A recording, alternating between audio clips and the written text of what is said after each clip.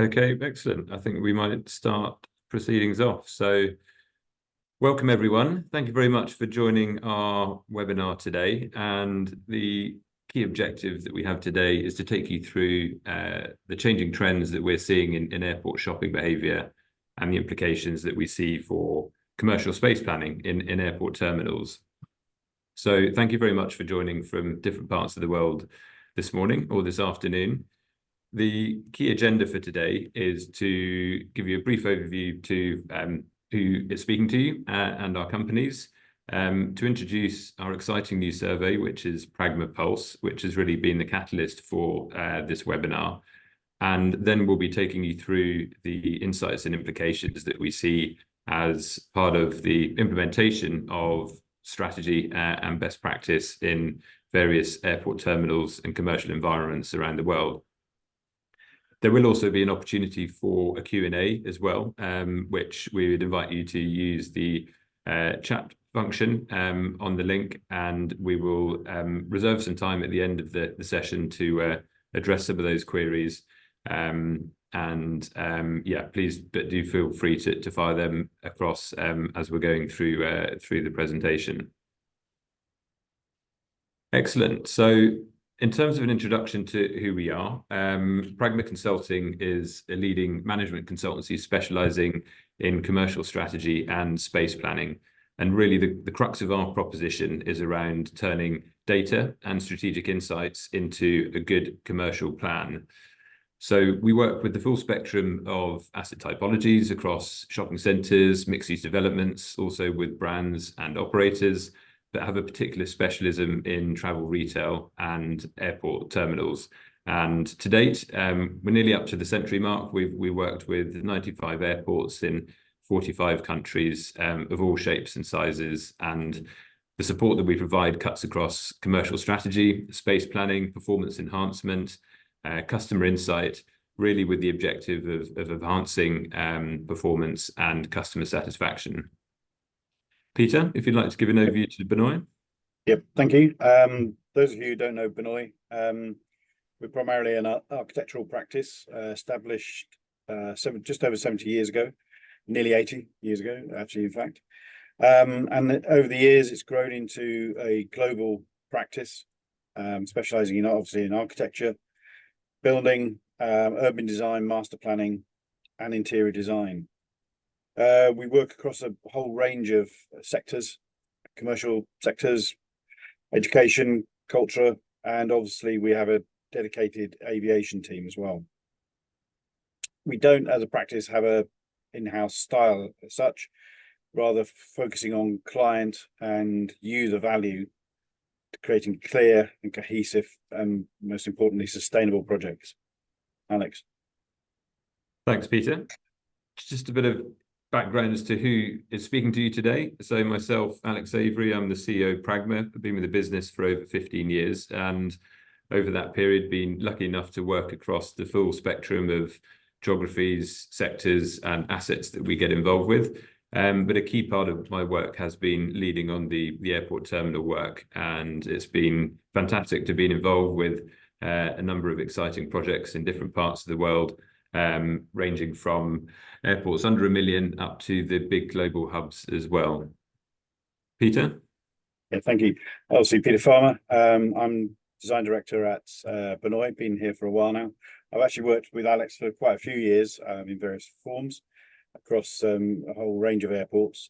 I've actually been working in aviation for over 30 years, but more recently, particularly focusing on the passenger journey, dwell areas and the commercial provision within airport terminals. Alex. Thanks, Peter. So by way of introduction to Pragma Pulse, we're really excited about this. This is a new platform that we've developed last year, and this is the first wave of that output. Essentially, the whole objective is to provide strategic insights relating to consumer purchasing behaviour across the full spectrum of sectors and asset typologies. So it's a global survey. It's conducted with 1,500 respondents. We actually have kind of 3 core topic areas within the survey. So the first is, if you like, consumer and high street behaviour. The second is workplace, and the third, which is the focus of today's webinar, is the travel retail and particularly the airport environment. The benefit of this is really that it's giving us a 360 view of a consumer's behaviour and their attitudes and trends towards commercial facilities in different asset typologies, and that provides a lot of learnings for us across that repertoire, and the ability to share this with the industry and our clients and inform the projects that we're working on as well. What's really important for us is also that it has global coverage, so 5 really exciting territories. That includes India, China, the USA, the GCC, which includes the United Arab Emirates and the Kingdom of Saudi Arabia, and also the UK as well.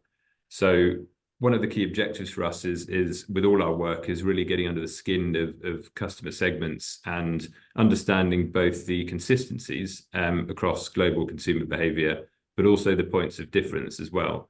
The focus here is on more of the territory variations, but clearly there's differences also by income, attitude, and demographic, which is a key part of our work. So today we're really focusing on the output from the headline views of the travel retail part of that survey. We will be taking regular surveys from an annual perspective, and that will provide an opportunity to track and monitor and review change. And we look forward to sharing subsequent outputs as those surveys get undertaken. So moving into the meat of the insight. So the first part we wanted to talk through was, what are the priority behaviours in airport terminals? And the question that we asked respondents here was, what type of behaviour is most important to you when in the departure lounge prior to boarding? So the top response here was simply to sit and relax. 39% of respondents cited that, and that was highest amongst those from the UK, 50%, and also the US at 46%. Now, second from a pure commercial perspective was food and beverage, and that was cited by 29% of respondents. Interesting to see, highest amongst the GCC and the USA at 33 and 31% respectively. And that was closely followed by shopping, cited by 20%, highest amongst those from the GCC in China at 27%, and interestingly, lowest amongst those from the USA at 10%. And that is really reflective of the large domestic market that operates in US airports, but also the reflection of less sort of historical appetite and awareness of duty-free, and not really considering the airports as a key place to purchase.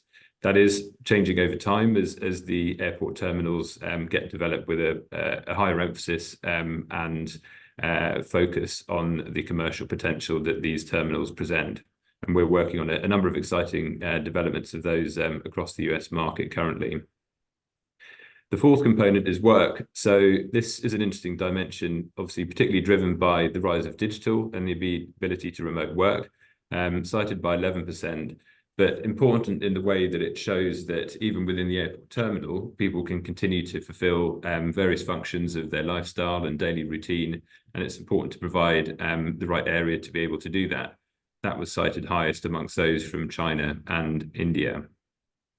So the headline that we take away here is really that there are clear opportunities to commercialize the desire for comfort and relaxation, and also link that into different end uses to ensure that the commercial facilities work together across different typologies to drive spend and user satisfaction. And I'll hand over to Peter to take you through some of those examples. Thank you. I mean, for us, the granularity of the regional differences are very key, with different airports responding in slightly different ways to their passenger mix.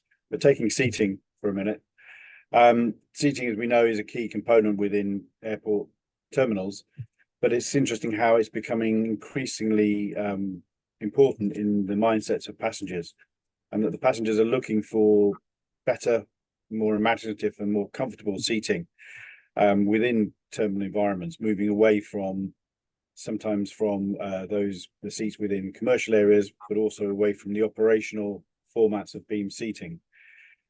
What we've seen is a growth of more imaginative seating formats, and as designers, it's stretching us to produce more interesting layouts integrated with the commercial areas. But we've seen obviously a growth in what we term as free dwell areas that aren't necessarily directly linked to a concession or an operational area. And this is creating some very exciting environments and new formats of furniture, which also, interestingly enough, often provide higher capacities and utilization than some of the more traditional formats. And seating is often, and dwell seating is now becoming a design differentiator in a lot of terminals. Next slide. Obviously, the integration of seating with commercial environments has become more and more important, with, in some respects, the free seating gluing the various concession formats together, and integrating the dwell with the retail and F&B fundamentally helps drive the spend within those areas. Next. The integration of F&B dwell with retail is well recognized and is also maturing. The key aspect here is not only to drive F&B spend, but in correctly arranging the F&B with retail to drive additional spend within the retail areas. Next. What we're also starting to see is actually some of the retail formats actually embracing this aspect of integrating the retail with F&B, and actually establishing their own brands with F&B brands within their retail areas. So not just relying on the F&B providers to build an association close to the retail outlets, but actually embedding their own brands of F&B within the stores, and so that they're actually getting the single till take from the two different formats. With all of this, if you go to the next slide, with all of these innovations within the main lounge areas, where we're seeing the lounge almost taking on the characteristics of an airline lounge for passengers. We're also seeing the airline lounges and the non-airline lounges upping their game as well, in response to, if you like, the competition from the general areas, in providing better facilities, entertainment, varied environments to ensure that they don't lose the attraction for the airline passengers. Alex? Excellent. Thank you, Peter, for that. And yeah, really interesting to see how that evolution is taking place in that quality of environment, but also linking that with commercial opportunity, and basically encouraging people to spend more time and get to the airport early as well, and continue with both shopping dimensions, eating dimensions, but also working functions as well as socializing and rest. So the next component, we were asking around category purchases, and we asked people, what types of purchases at the airport do you consider most important? Unsurprisingly, basic essentials needed for the journey came out top at 68%. And that was most important to those from the GCC in India. That was followed by familiar and mass market brands at 58%, showing the importance of familiar appeal of known entities. And that was highest amongst those from the GCC at 65%. Interestingly, new products, experiences, and innovations came up third at 55%, closely behind, and that was highest amongst those from China. So really interesting here that people are seeking an element of newness, whether that is being introduced to a brand that isn't currently in their domestic market, but that they can experience when they are traveling, or that is something that it's related to new product launches, new product lines, exclusives, etc., to really drive that point of difference and capture the attention. And then we also have the importance of premium and luxury purchases, close behind at 49%. and that was cited highest amongst those from the GCC, and also those from India as well. Now, one of the key important things that we're seeing here that is also reflected in the trends in the high street and the research that we're doing in the high street environment is that consumers are increasingly purchasing across categories and price points as well. So, for instance, the rise of street luxury is demonstrating how different demographics are purchasing luxury products, but also combining that with familiar mass market brands as well. And that is happening whether you are a high-income demographic purchasing luxury, as well as more affordable fashion in your repertoire, but also the lower-income demographics trading up into the luxury categories as well. So the key takeaway here really is that the retail mix must satisfy the functional basics, but whilst also delivering new brand experiences and encouraging the trade up into premium purchases with that democratization of luxury. And a key way in which we look at that is thinking about the hierarchy of needs, and that need to get an effective balance across the brands from basic sustenance and the functional essentials through to the familiar comfort, but also that experimental element and discovery, which is important for the newness that we've seen in terms of what people are seeking, and that opportunity for treats, premium purchases and indulgence. Now, importantly, this can be structured across each aspect of the commercial offer and the space programming.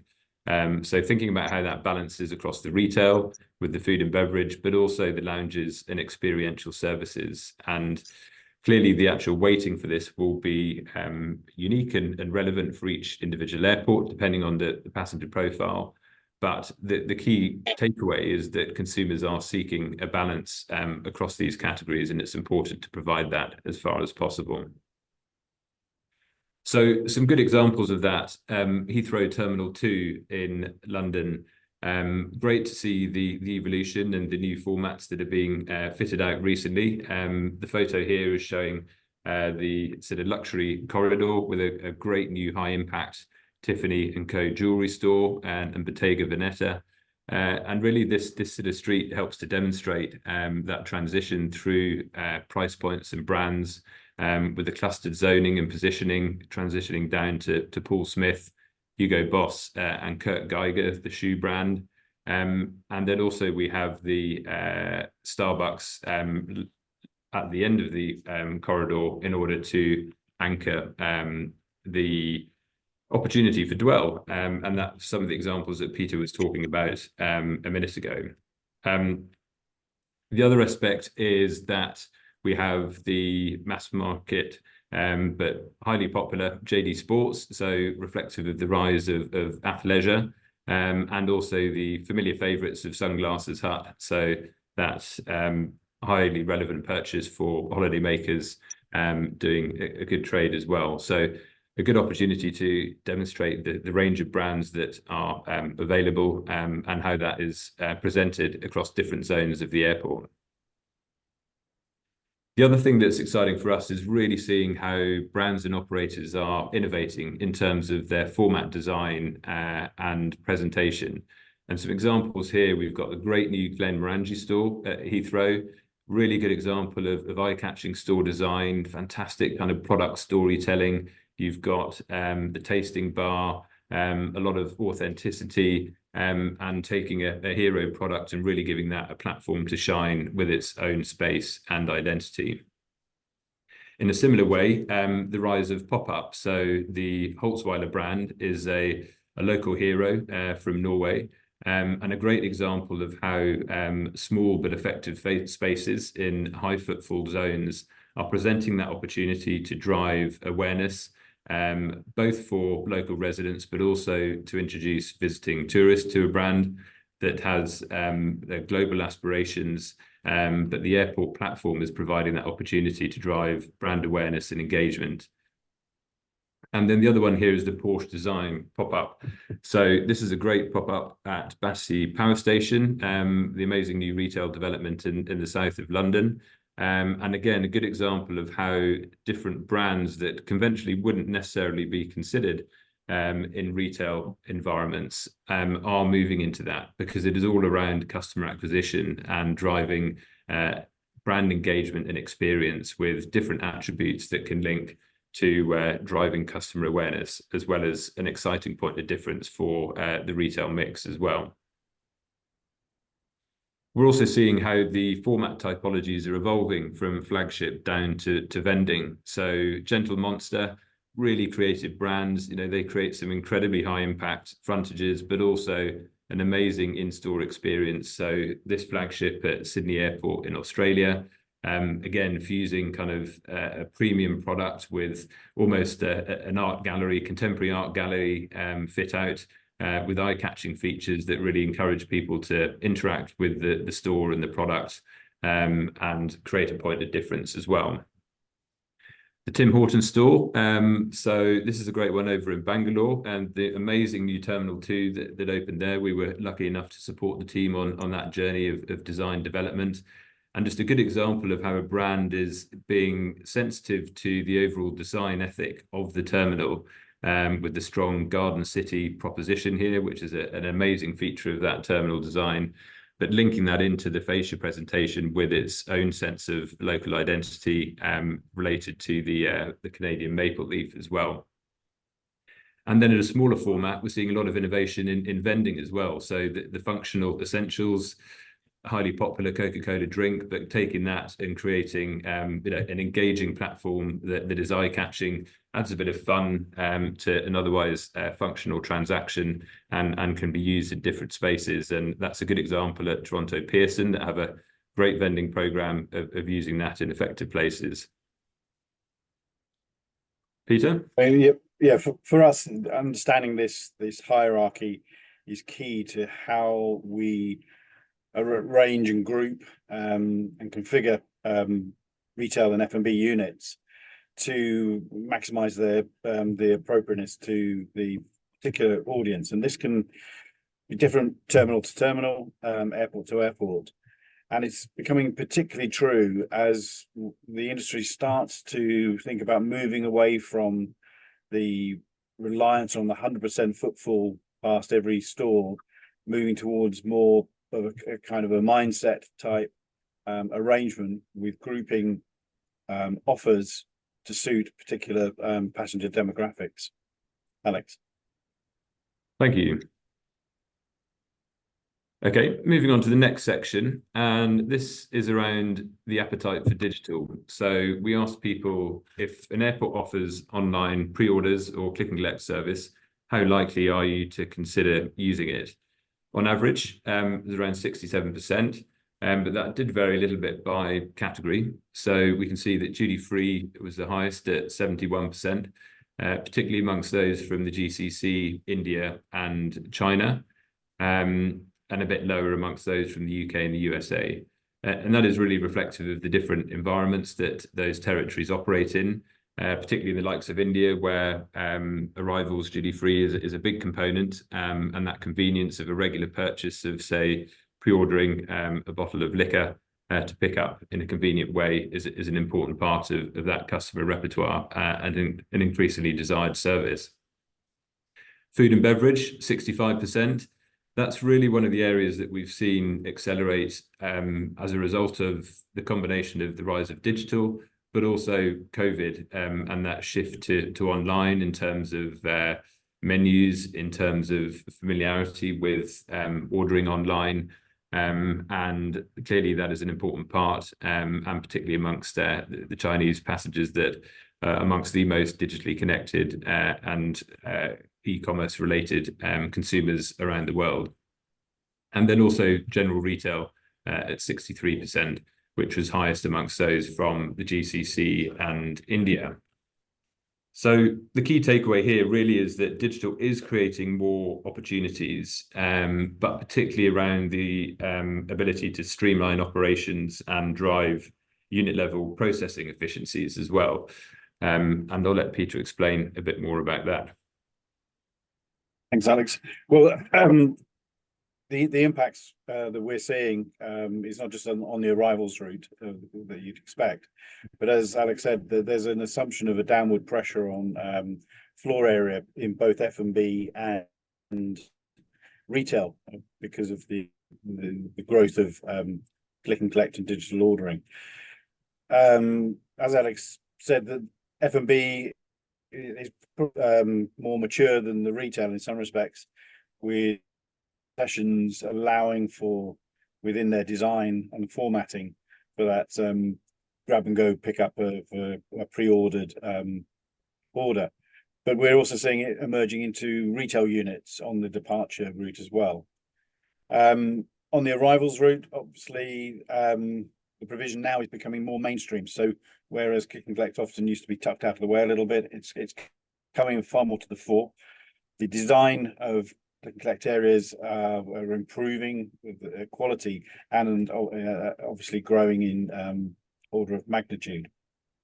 In addition to this, we're having to build in additional backbones within the terminal arrangement to actually facilitate and to supply, to move goods around the terminal to ensure that orders are fulfilled and are there ready for the passenger in good time, because sometimes the order time actually might be quite tight. So the behind the scenes logistics is also becoming a key factor for us to consider.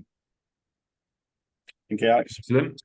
Okay, so moving on to the final section for today's session, and this is all around the experience enhancers. So we ask people, when visiting an airport, what factors would enhance your overall experience and motivate further purchases? And really interesting here to see that local food and beverage brands came out on top, cited by 47%, particularly amongst those from the USA, which chimes well with some of the earlier stats we showed you, and is really also reflective of the very strong F&B program that is in the US market. Many of the airports have a really good strategy amongst the brand presentation, from combining local heroes with regional outlets and global players as well.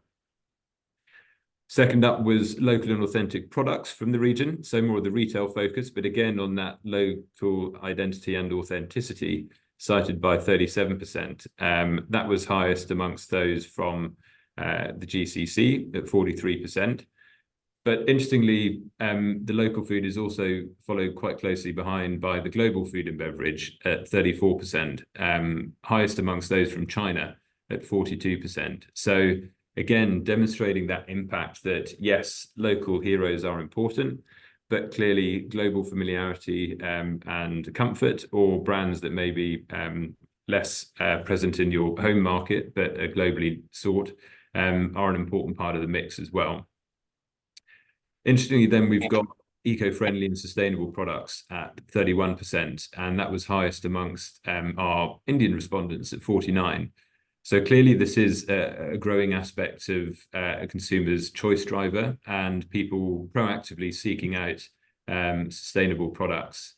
Now, the opportunity here is both in terms of considering sustainable brands. It could be the likes of Pangaea, the athleisure wear that's gone into Dubai airport, or it could be ensuring that within the product offer there are sustainable product lines, or even the processes and the environment and the design is being delivered in a sustainable way as well. And that's something that really the airport operators can play an important role in helping to drive the awareness of actually many good things that are often going on behind the scenes that consumers aren't necessarily aware of, and making sure that that's front and center of the attention, so that people are aware of some of these initiatives that are taking place. But clearly it is an important part of people's purchase considerations. And then we have the availability of mid-price brands as well, cited just behind at 29%, and that was highest amongst those from the UK.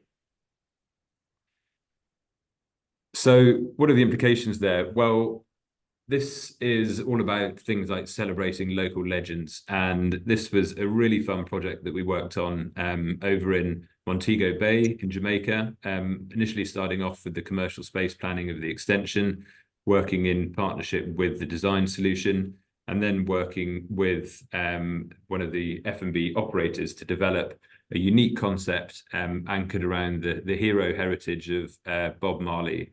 So again, the design solution created a fantastically engaging environment here that blends both the retail opportunity with a great bar and a casual dining proposition, really kind of celebrating unique aspects of the amazing storytelling of Bob Marley's life and his impact and the different features that are a part of his story. So a great example of celebrating local legends through food and beverage.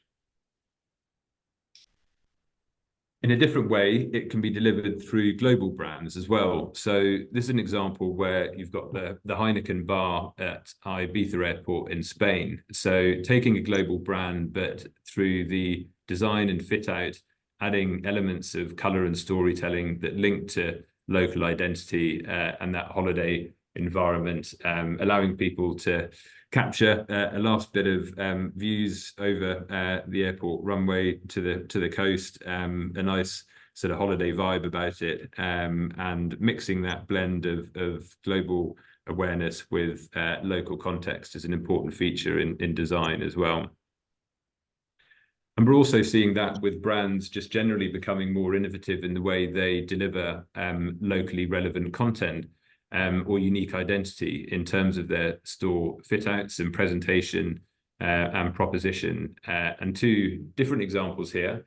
So the Adidas store at Hamad International in Doha, again, a highly familiar global brand, but taking the effort to create that element of unique local identity with the airport code, creating a point of difference and intrigue for the customers. And the different perspective, we've got the likes of Hermes, so an amazing store frontage here, incredible craftsmanship that's gone into that.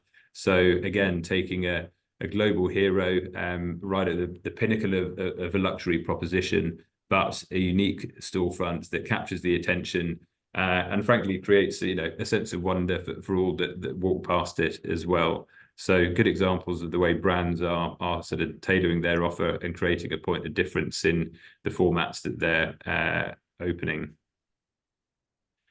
It's also about championing local heroes from the retail perspective. And we really like this one over at Bangalore T2 in India, the Anand Suites. So again, high impact frontage, clear proposition, some really good storytelling here around the brand and attention to detail in the design, but also creating a really engaging product. So edible gifting, which we see as a highly popular category. That is one where they've taken the sort of concept of a kind of heritage book, if you like, and that opens up to become and present the packaging for an appealing edible gifting offer. So a really fun one here that kind of has as much resonance and appeal for local residents and that pride of the area, as much as it drives intrigue and interest for visiting tourists and those on business as well. And another example we have is The Future is Local over at Prague in the Czech Republic.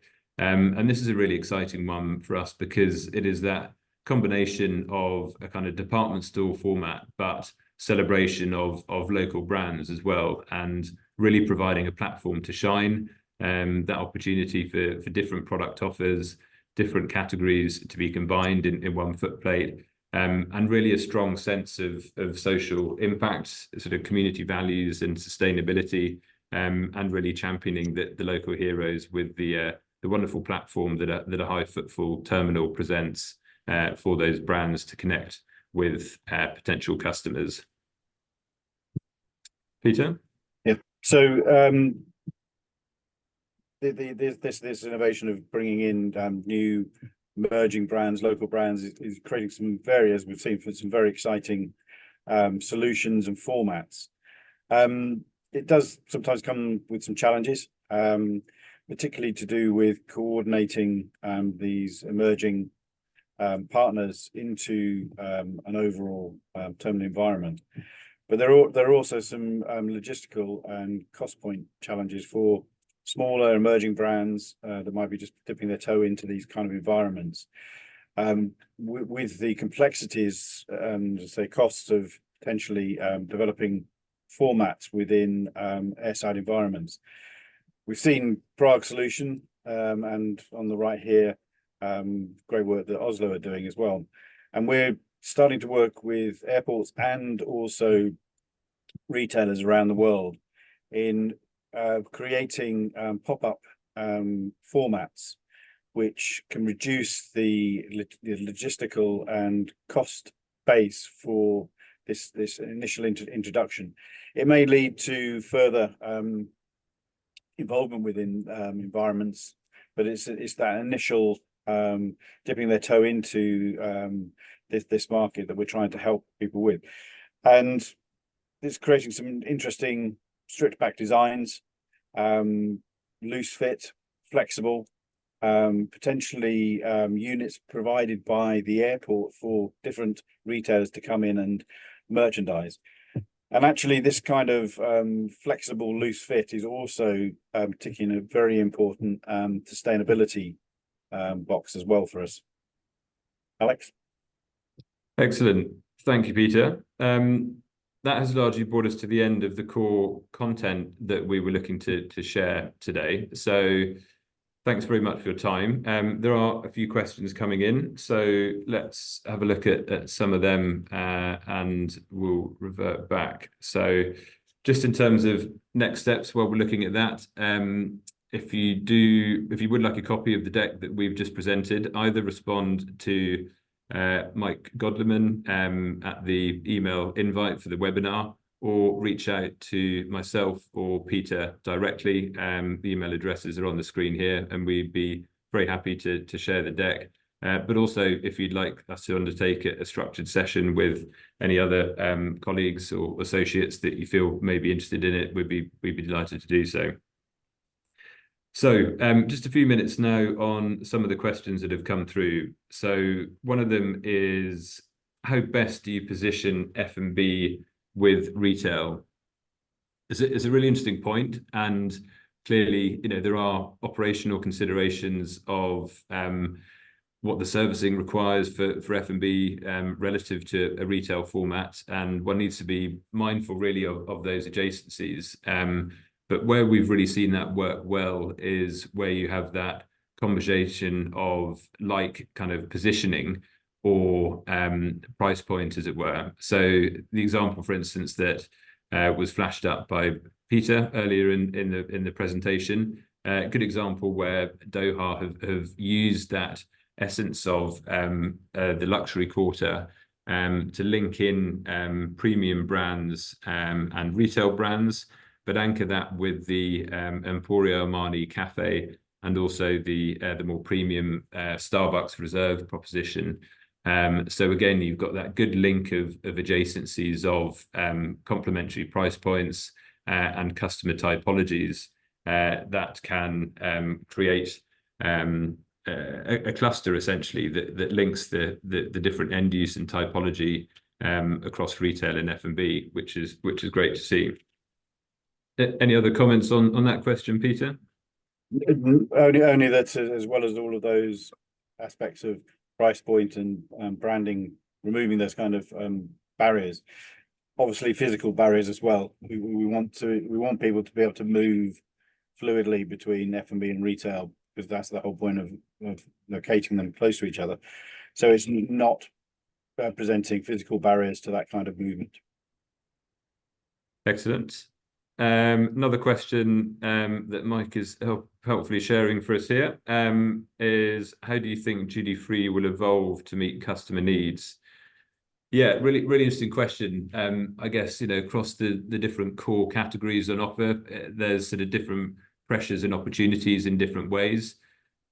Taking some of those in order, I guess, with alcohol, yes, we're seeing that continued rise of the sort of premium nature of the spirits in that respect.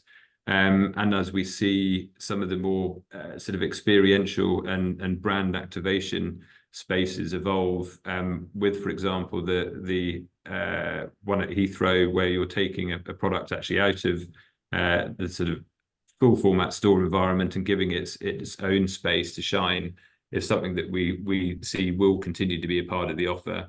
really driven by that opportunity around brand and customer engagement over and above just the pure volume transaction purchasing as well. Now, clearly, alcohol is also under pressure from a demographic shift as well, and a mindset shift.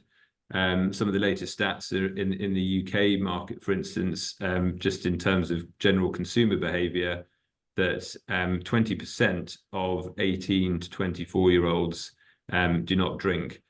So that is quite a big shift from, say, 10 or particularly 20 years ago, and showing how that consumer kind of attitude is evolving.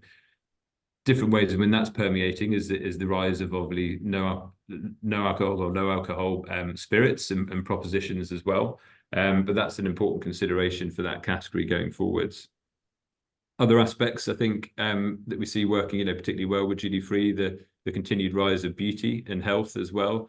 It is a very appropriate category for travel retail environments, and one of the things that have I guess made airports sort of more attractive is the general demise of sort of mid-market department stores around the world. They historically have been one of, if not the only, core platform where you've got combined health and beauty categories, typically on the sort of first floor of department stores around the world.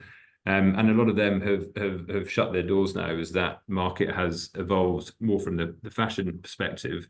But it does mean that the duty-free and the travel retail environment is providing a very strong platform where you have the opportunity for brand awareness. It's a highly portable product, sort of low unit value, and very relevant and continually evolving in that respect as well. So that's an area that we think will continue to evolve. And I guess how that permeates in store design and layout.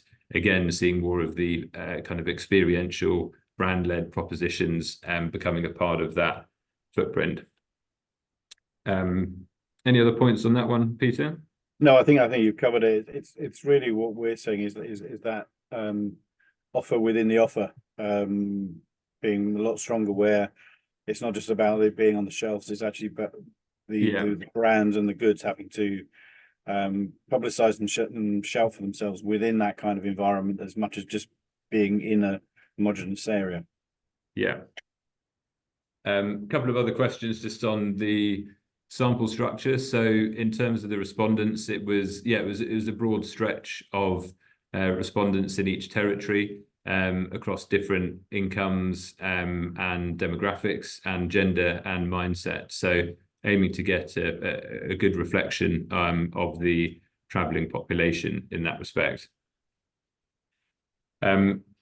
Just a couple more questions and then we'll bring it to a close. One was around which airport would you say is leading the way in consumer engagement? Really good question, and I think we're seeing it in different ways at different levels, at different shapes and sizes as well.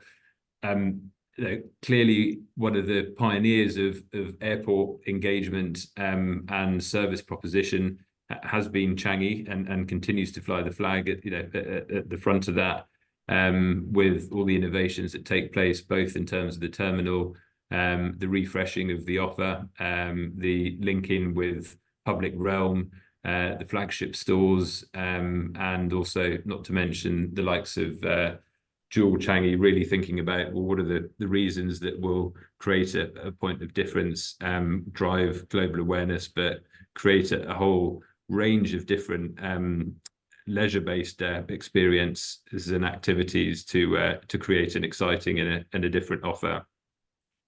And actually, at a I say a smaller scale, but still with a large airport, some of the options that we're seeing of the redevelopment of the likes at Paris Charles de Gaulle, for instance, coming through one of the Terminal 2B, I think it was. Again, good combination of where the different categories are working well together, from duty-free through to a really strong celebration of Parisian products. Some great gastronomy stores that are linking in the combination of edible gifting with F&B and food and beverage within the same unit. So that kind of cross-category purchasing and intrigue around the different product categories, whilst also linking in with premium bar propositions, local hero, chef-led propositions, and fashion as well. So again, examples of how the mix of different categories and retailers and brands clustered in the right way can drive some good engagement. Any other comments on that one, Peter? No, I think you covered it. I mean, I think it is worth mentioning though the increasing importance of leisure and entertainment within these environments as well. We haven't really touched on those, focusing very much on sort of the retail and the F&B, but we're seeing a lot more of those kind of features being factored into these environments to further stimulate excitement, joy, dwell, and as you said earlier, coming to the airport that little bit earlier. Yeah. Fantastic. Okay, conscious of everyone's time. If there are other questions that we haven't yet addressed, we will aim to get back to those individuals directly as well. But appreciate everyone will be keen to get on with their day. So really appreciate you logging in today. And as we mentioned, if you'd like to discuss any aspects in more detail, please do reach out. And or if you'd like a copy of the deck, we're very happy to share that. And yeah, we look forward to continuing to share insights in what we see as a really engaging and exciting part of the commercial real estate around the world. So thank you for your time today. Thank you.